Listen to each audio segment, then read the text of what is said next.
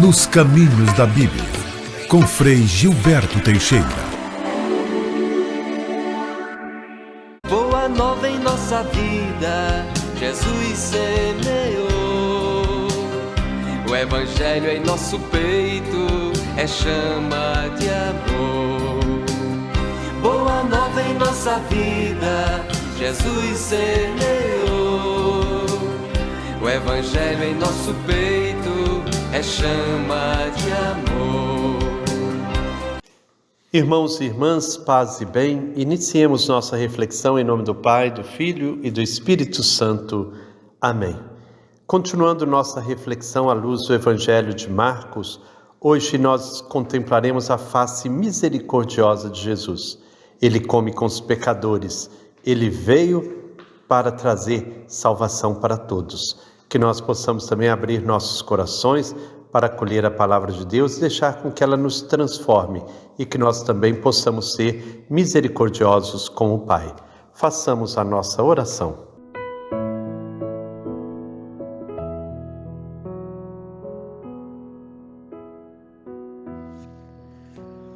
Ó Deus de bondade e compaixão, dai-nos o vosso espírito de sabedoria e entendimento, para que saibamos acolher vossa palavra anunciada no Evangelho segundo Marcos. Enviastes vosso Filho ao mundo para anunciar vosso reino de justiça e paz. Ele revelou o vosso rosto misericordioso e nos colocou diante de uma necessária escolha, a transformação radical de nossas relações humanas. Jesus convida-nos a substituir o poder pelo serviço, o comércio pela partilha, a alienação pela capacidade de ver e ouvir a realidade. Ele nos chama a estabelecer verdadeiras relações fraternas. Que possamos, Senhor, através desta reflexão, reconhecer o Messias, o Filho de Deus, e sairmos em missão, pregando o Evangelho do Reino através de nosso testemunho de vida. Amém.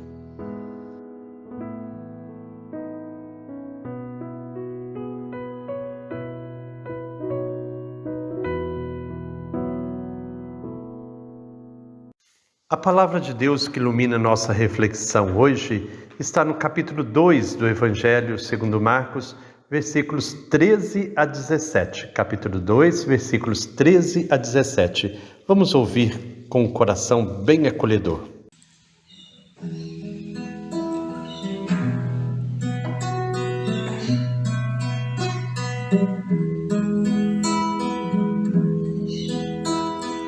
Fala, Senhor, fala da vida. Só tu tens palavras eternas, queremos ouvir. Fala, Senhor, fala da vida. Só tu tens palavras eternas, queremos ouvir.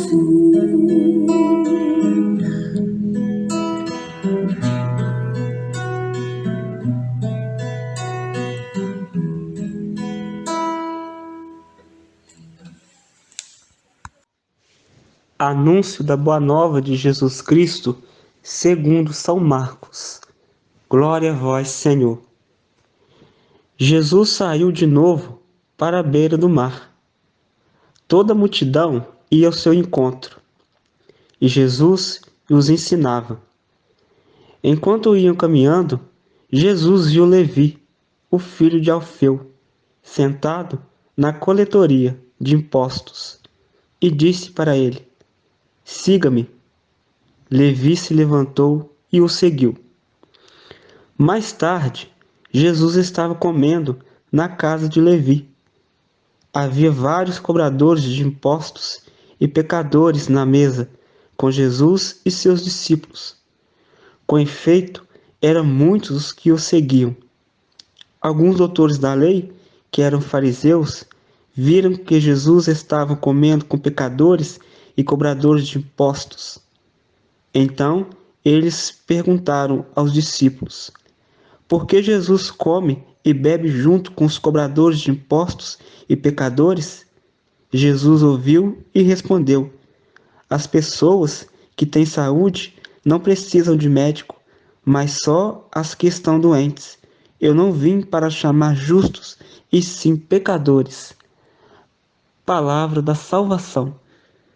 Glória a vós, Senhor. Estamos no meio da multidão, caminhando com Jesus, e os discípulos à beira-mar, isto é, junto ao mar da Galileia ou lago de Genezaré. Jesus ensina. O que ele ensina? No caminho está montada uma barraca para a cobrança dos impostos exigidos pelos romanos. Com efeito, toda a Palestina está sob o domínio de Roma, que cobra uma série de taxas pessoais, coletivas, alfandegárias e tantas outras taxas. Os cobradores de impostos são mal afamados, pois ajudam o dominador a explorar o país e, ao mesmo tempo, cobram a mais, embolsando a sobra. Nem todos roubam, mas a fama é essa.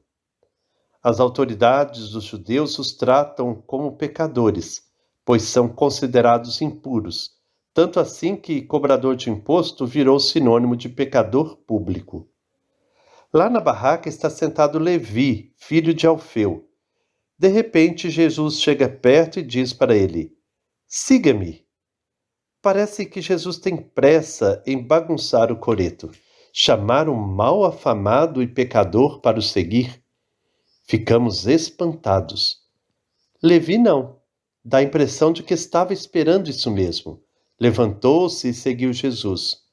Com essa rapidez de chamamento e de seguimento, Marcos nos quer advertir sobre a urgência de se instalar ordem nova. Pois bem, lá vamos nós em companhia de um mal afamado, impuro pecador. Contudo, uma surpresa maior está reservada.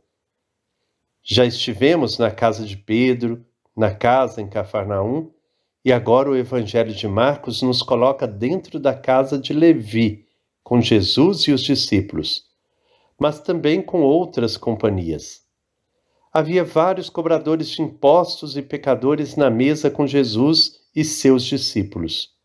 Com efeito, eram muitos os que o seguiam. Entrar na casa de um cobrador de impostos e comer com ele causa impureza. É a segunda vez no Evangelho que Jesus se torna impuro, quando tocou no leproso e agora ao estar comendo na casa de Levi. Jesus, no entanto, está à vontade com eles. Na Palestina, quando havia um banquete na casa de alguém, as portas ficavam abertas e podia entrar quem quisesse. Era uma norma de hospitalidade tipicamente oriental. Por isso, alguns doutores da lei conseguem perguntar aos discípulos sobre a atitude de Jesus. A pergunta deles soa como denúncia e acusação. Percebemos que eles acusam Jesus de estar violando a lei da pureza. Afinal, pode-se ou não comer com pecadores? A lei religiosa, que também era lei civil, dizia claro que não. Portanto, alguma pena estava reservada para este ato. E o que Jesus diz? Jesus ouviu e respondeu: as pessoas que têm saúde não precisam de médico, mas só as que estão doentes. Eu não vim chamar justos, e sim pecadores. Jesus não procura encontrar desculpas para se justificar perante a lei da pureza. Ao contrário, ele mostra como essa lei é hipócrita e fecha a possibilidade de salvação justamente para aqueles que necessitam dela. O que se pode fazer para o homem não se deduz a partir de uma lei abstrata, por mais santa que pareça, mas a partir do conhecimento da necessidade concreta. A vida é trazida e protegida na aproximação com os doentes, comprometendo-se com sua situação, e não permanecendo isolado no âmbito dos sãos, com medo de se sujar. A reviravolta está feita. Para que a vida desejada por Deus chegue até os que dela necessitam, é preciso aproximação e solidariedade em suas necessidades concretas. A lei da pureza impedia isso e, portanto, não trazia salvação para os pecadores. Somente rompendo com essa lei é que Jesus podia ser o portador da vida, provocando a conversão.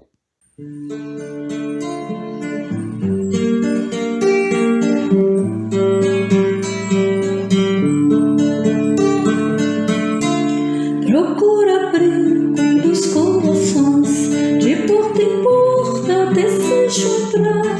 Se alguém me acolhe com gratidão, faremos juntos a refeição.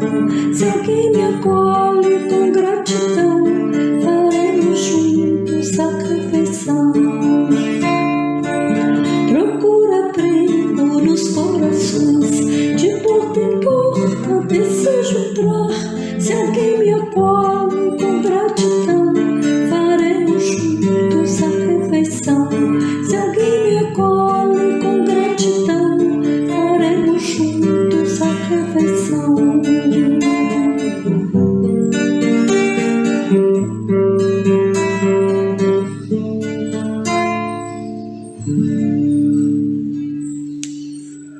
Jesus condena o pecado porque este aprisiona, mas acolhe o pecador, tornando digno da misericórdia amorosa de Deus. Mais uma vez aqui, o evangelista Marcos nos mostra quem é Jesus. É aquele que não só perdoa os pecados, mas se senta à mesa com os pecadores. Ou seja, cria um vínculo de amizade que faz a pessoa se sentir amada, acolhida e, por isso, aberta à ação do Espírito. A religião da época achava-se no direito de classificar tudo e todos como sendo puro ou impuro, e aceitava somente o que considerava puro. Os doutores da lei faziam questão de exibir uma enorme lista com inúmeras regras sobre impureza. Jesus rompe com essas regras e sela um pacto de paz que se estende num convite para o seguimento radical no testemunho do amor de Deus. Quebrando essas regras, Jesus entra mais uma vez em conflito com seus adversários, os escribas, pois eles estão fechados para seus ensinamentos. Hoje, a proposta de Jesus é reafirmada pelo Papa Francisco em suas cartas apostólicas. Que sejamos uma igreja em saída, sempre pronta a ir ao encontro das pessoas, sobretudo as marginalizadas, as empobrecidas e excluídas. Uma igreja do cuidado, que acolhe sem discriminar, que ama sem impor condições. Uma igreja que saiba conviver com quem pensa diferente, ama diferente, professa a fé de forma diferente. Que sejamos uma igreja da ternura, que assume o jeito de ser amoroso e misericordioso de Jesus, tomando sempre o amor como medida. Ele é o homem que perdoa os pecados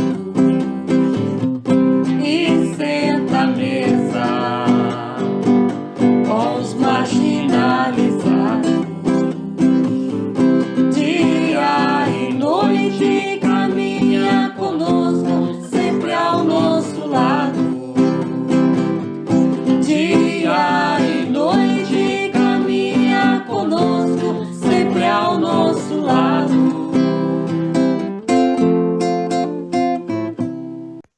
Hoje, na casa de Mateus, nós aprendemos muita coisa. Aprendemos que Jesus desobedece abertamente à lei da pureza, que impede a aproximação com as pessoas necessitadas de vida.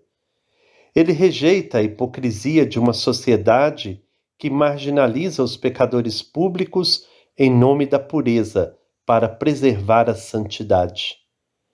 Ensina que é a solidariedade com as pessoas que provoca conversão, e não a sua rejeição e marginalização. Jesus ensina também que os pretensos justos, ao se considerarem puros e santos, não sentem a necessidade da misericórdia de Deus. Que nós possamos de fato compreender essas lições de Jesus e não sejamos aqueles que condenam, aqueles que julgam as pessoas. Quantas vezes em nossas comunidades nós vemos atitudes como essas, em que se exclui as pessoas. Olha quem está vindo ali, aquela pessoa já não tem mais jeito. Diga-me com quem tu andas, que eu direi quem tu és.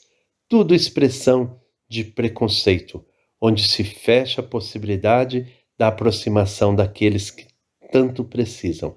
O Papa Francisco disse que prefere uma igreja suja, enlameada, impura, mas que esteja a caminho, em missão, do que uma igreja pura, limpa, mas fechada em si mesmo.